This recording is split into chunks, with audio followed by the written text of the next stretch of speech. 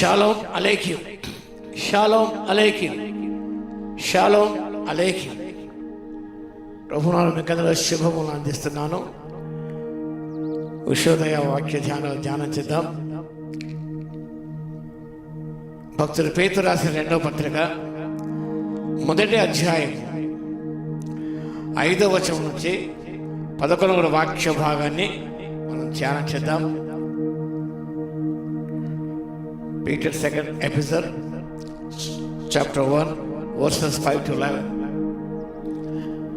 అపోస్తలుడైన పేతురు రాసిన మొదటి పత్రిక 2వ పత్రిక 1వ అధ్యాయం 5 నుంచి 11 వచ్చిన సారాంశాన్ని మనం ధ్యానం చేద్దాం. ఈ లేఖన భాగం ధ్యానం చేస్తున్నప్పుడు పేతురు భక్తులు, అపోస్తలుడు పౌలు కూడా, వీరందరూ కూడా ఆనాడు యొక్క అబద్ధ బోధకుల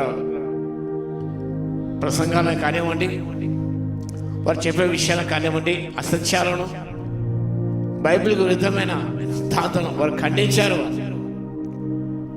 ఈ వాక్య భాగంలో పేతురు భక్తుడు రాస్తున్నాడు ఇక్కడ ఏమనగా, విశ్వాసిక జీవితంలో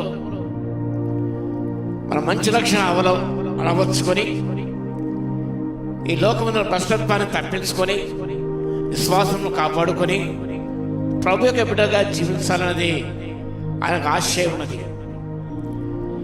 దేవుడు అత్యధికమైన అమూల్యమైన వాగ్దానం దయచేశాడు.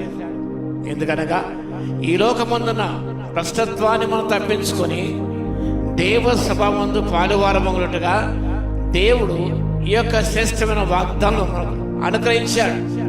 కాబట్టి ఈ లేఖన భాగంలో పేతురు భక్తుడు రాస్తున్నాడు. సుగుణాల సోపానం విషయాన్ని మనం ప్రస్తావించవచ్చు. 5 నుంచి 11 వచనాల్లో ఒక అంశాన్ని మనం ఏర్పాటు చేసినట్లయితే, ladder of virtues, ladder of spiritual virtues, ఆత్మీయ సుగుణాల సోపానం. ఒక్కొక్క మెట్టు ఎక్కుతూ మనం ఆత్మీయ జీవితంలో ఈ యొక్క గుణలక్ష్యం అలవర్చుకున్నట్టయితే దేవుని యొక్క వాగ్దానం ద్వారా ప్రతిదీ మనం తప్పించుకొని, భ్రష్టత్వం తప్పించుకొని మన జీవనగా దేవుని యొక్క స్వభావంలో పాలువారం కావాలి. ఇక్కడ వాక్యభవనం రాస్తున్నాడు 5వ వచనం, ఆ హేతు చేతనే మీ మటుకు పూర్ణ జాగ్రత్త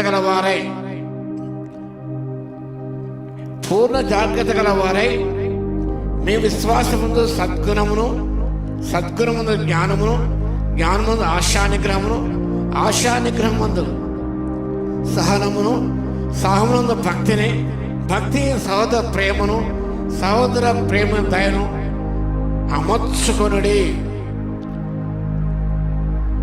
ఒక క్వాలిటీకి ఒక గుణలక్షణ యాడ్ చేసుకుని కలుపుకుంటూ వెళ్ళాలి. ఒక్కొక్క మెట్టు ఎక్కుతూ మనం ఆత్మీయ పరిపూర్ణ దిశ వైపు అడుగులు వేస్తూ దేవ స్వభావం పాల్గొనడం కావాలంటే ఇవన్నీ మనకు చాలా అవసరం. ఇవన్నీ కూడా మనకు ఎంతో ప్రాముఖ్యమైనవి. అనగా విశ్వాసంతో ప్రారంభమవుతుంది రహస్య జీవితం కదా.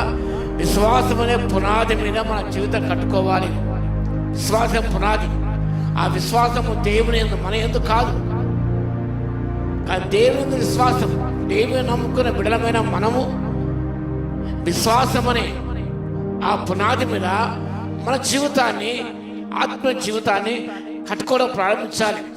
విశ్వాసానికి అనగా దేని విశ్వాసం, విశ్వాసానికి సద్గుణం అనే మంచి లక్షణాన్ని అలవర్చుకోవాలి.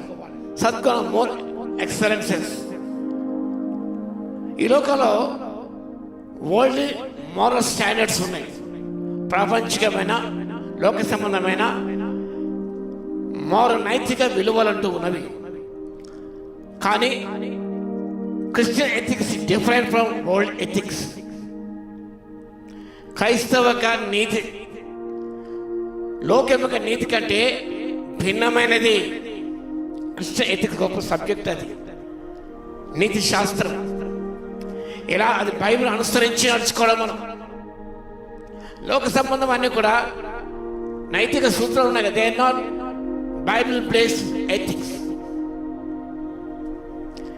కానీ మన యొక్క క్రిస్టియన్ ఎథిక్స్ గమనిస్తే, క్రైస్తవ నీతి గమనిస్తే, Christian ethics are based upon the word of God.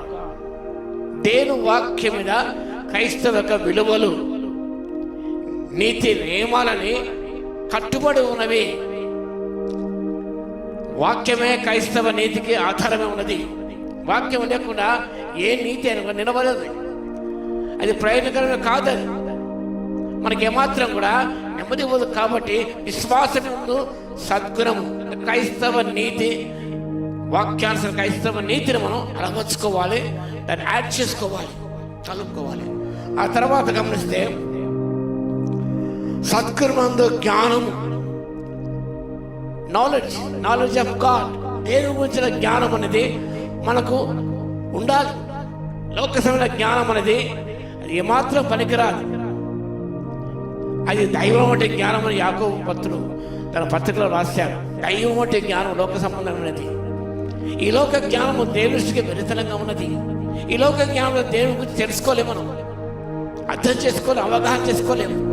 ఈ లోక జ్ఞానం చేత దేవుని యొక్క వాక్యాన్ని అర్థం చేసుకోలేము, మన కష్టమైనది. కాబట్టి we need spiritual divine knowledge to understand about God, to understand God, understand his scriptures. We need divine knowledge. కాబట్టి ఆ జ్ఞానం మనకు అవసరం. ఈ జ్ఞానం అందరికీ లేదని నేను వాక్యం సెలవిస్తుంది. కాబట్టి సద్గుణమందు జ్ఞానం మనకు అవసరం. జ్ఞానమునందు వాక్య భాగంలో ఆశా నిగ్రహం అనగా సెల్ఫ్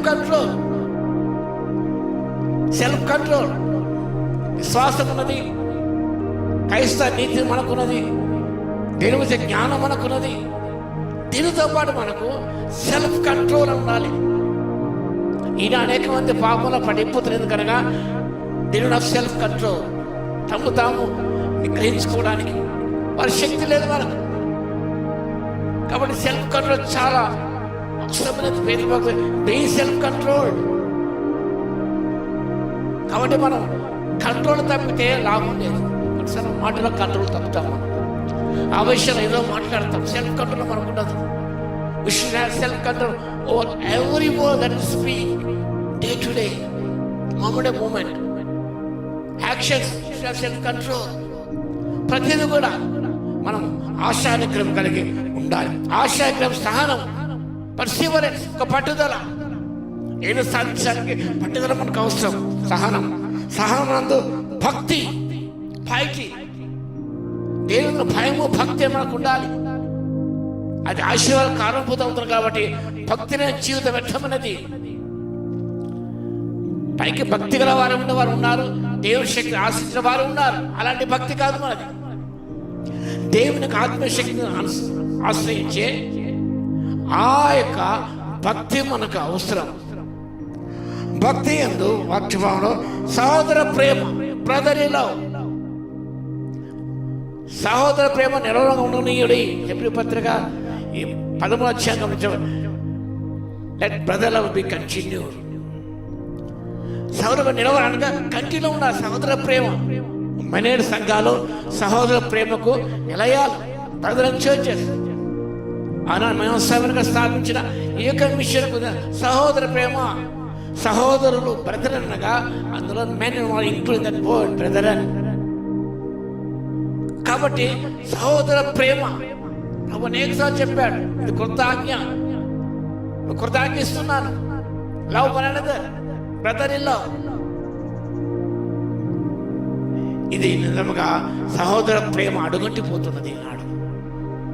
సహోదర ప్రేమకు స్థావరాలుగా ఉండవలసిన మన సంఘాలు దేశానికి ఇళ్ళగా ఉంటాయి. సహోదరు దేశించేవాడు నరహంతకుడు అని వాక్యం ఉన్నది.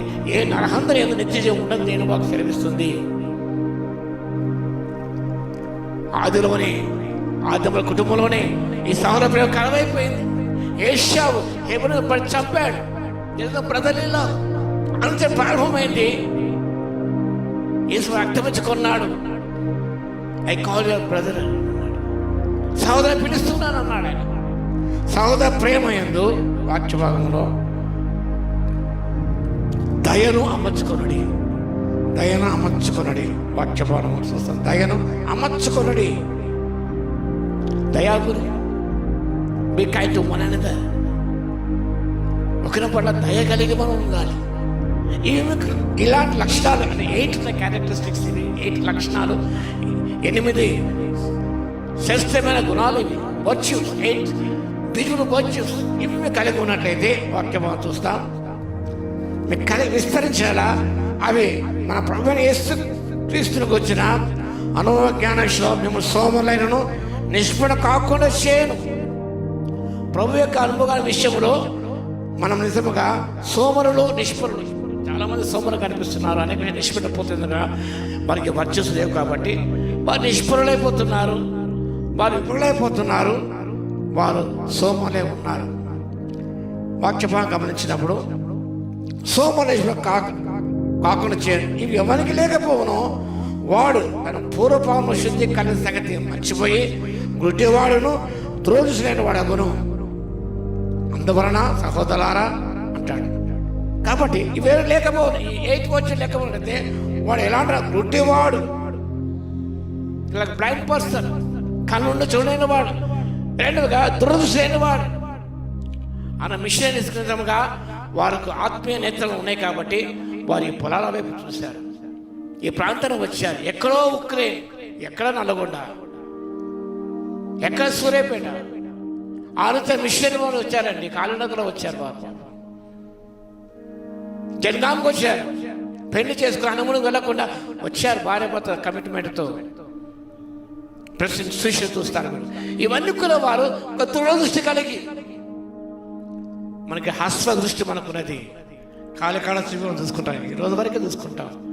అబౌట్ ఫ్యూచర్ మనం లేక పిల్లలు తరతరాలు కావలసినవన్నీ ఇప్పుడే సమకూర్చవలసిన మనం ఉన్నాం. కాబట్టి గుడ్డితనం మనలో ఉన్నది, దురదృష్టం మనలో లేదు, సంఘాలు లేదు, విశ్వాసాలు లేదు. కాబట్టి ఈనాడు ఆత్మీయ క్షీణ దశకు సంఘాలు చేరి ఉన్న వ్యక్తులు చేరి ఉన్నాయి. కాబట్టి ఈ 8 లక్షణాలు మనం కలిగి అన్ని విషయాలకు కూడా ప్రభు అనుభవజ్ఞానం పొంది మనం సోమరులు కాకుండా నిష్పణం కాకుండా మనం అంత మాత్రమే దురదృష్టి వారు కాకుండా గుడితనం వారు కాకుండా మనం నిజంగా అన్ని విషయాలను విఫలము కాకుండా సఫలం కావాలని కోరుకుంటూ ఈ లక్షణ కొరకు ప్రయాసపడి ప్రార్థన చేసి పొందుకొని ముందుకు సాగిపోదాం. దేవునికి ఆశీర్వాదం అందుకుందాం. ప్రార్థన చేద్దాం. మహాగణ మహోన్నత యేసయ్య మీకు స్తుతి స్తోత్రం నాయన. శ్రేష్ఠ 8 లక్షణాలు తండ్రి పేతురుపై చక్కగా వివరించారు తండ్రి. మీకు స్తోత్రం. ఇవి ఎవరు లేకపోవునా ప్రభువా, వారు గుడ్డివాడు అవుతాడు, దురదృష్టం అవుతాడు, భ్రష్టత తప్పించుకోలేడు. ఎవరు కలిగి ఉన్నారు తండ్రి మీ గురించి అనుభవ జ్ఞానం పొందుకొని తండ్రి వారు ఎల్లప్పుడూ తండ్రి వారు ఉత్తేజంతో ఎల్లప్పుడూ ఉత్సవంతో ప్రభు ఎల్లప్పుడూ తండ్రి వారు సఫలం అవుతారని ఏ వాక్య సెలవు చేస్తాను. మీకు స్తోత్రాలు.